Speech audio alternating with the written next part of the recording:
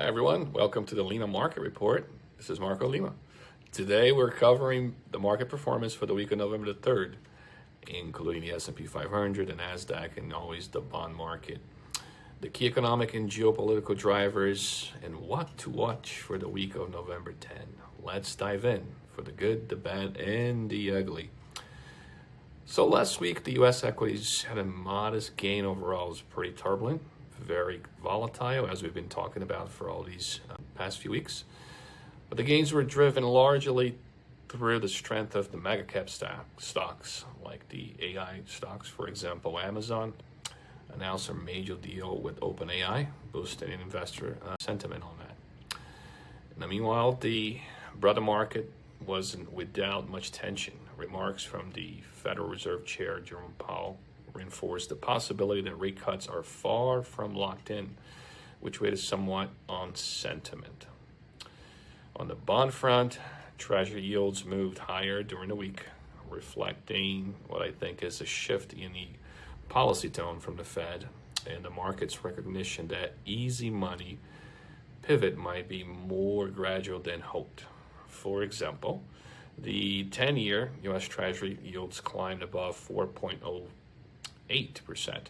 This move means that bond prices declined modestly and the relative attractiveness of equities improved versus fixed income for now.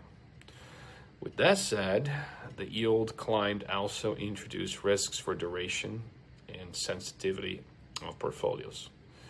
Several drivers really underpinned the market moves this week, being one of them being corporate earnings, which remain a bright spot, especially in tech and large cap, which help underpin the gains in the NASDAQ despite the volatility. Geopolitically, emergences of major deals such as Amazon's OpenAI partnership spurred optimism and innovation-driven sectors.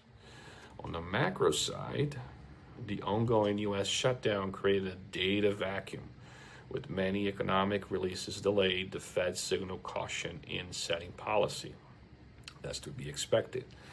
This elevated uncertainty, of course, and inflation remains sticky. And despite hopes for a rate cut, the Fed emphasized that remained biased to keep policy restrictive if needed. The not a foregone conclusion language was noted by the market. So heading into the week of November the 10th, always something going on. Here's what we've got to keep an eye on.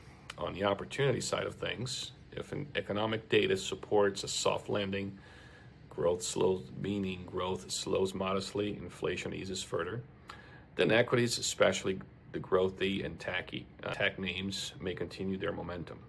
The bond market may offer entry points if yields stabilize or reverse, making duration risk assets more appealing again.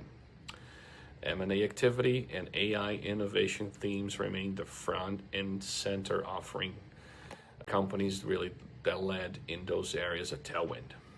What we worry about if upcoming data disappoints, like unemployment or employment services PMI, or the Fed delivers a more hawkish message, risky assets could pull back again.